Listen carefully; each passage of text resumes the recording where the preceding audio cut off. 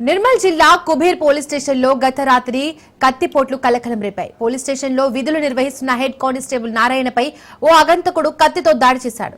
ఆ దాడిని అడ్డుకోబోయిన మరో హోంగార్డు గిరికి కూడా గాయాలయ్యాయి. గాయపడిన వారిని చికిత్స నిమిత్తం భైంసా ఏరియా ఆసుపత్రికి తరలించారు. దాడికి సంబంధించి పూర్తి వివరాలు తెలియాల్సి ఉంది. రైట్, ఇదే ఘటనకు సంబంధించి మోర్ డీటెయిల్స్ మా ప్రతినిధి శ్రీనివాస్ అందిస్తారు. శ్రీనివాస్, పోలీస్ స్టేషన్ లో విధులు నిర్వహిస్తున్న హెడ్ కానిస్టేబుల్ నారాయణపై కత్తితో దాడులు చేయడం జరిగింది. దాడి చేసిన వ్యక్తి వివరాలు ఏమైనా తెలిసాయా? పోలీసులు ఏమంటున్నారు?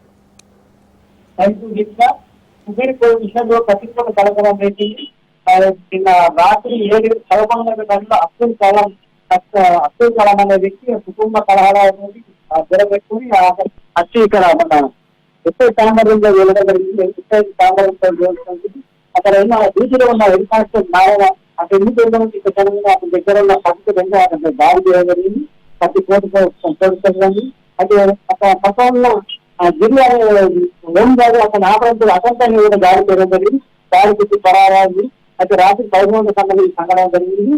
రాత్రి కుటుంబాలతో దేవాలకి కోవిడ్కి కాంట్రాక్ట్ వచ్చింది.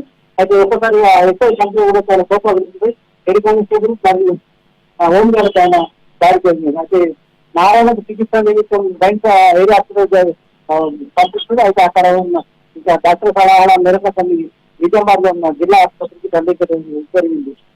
ఈ సంఘటనతో ఒక్కసారిగా పోలీసులు అవార్డు జరిగింది. ఎందుకంటే అక్కడ ఉన్న చూసి అయితే ఇతను ఉదయం తెల్లవారుజామున పట్టుకొని విచారించింది. 12 గంటల సమయం ఇప్పుడు మధ్యాహ్నం 12 గంటలకు కారణం పోలీసు చెప్తున్నారు. Srinivas, thank you.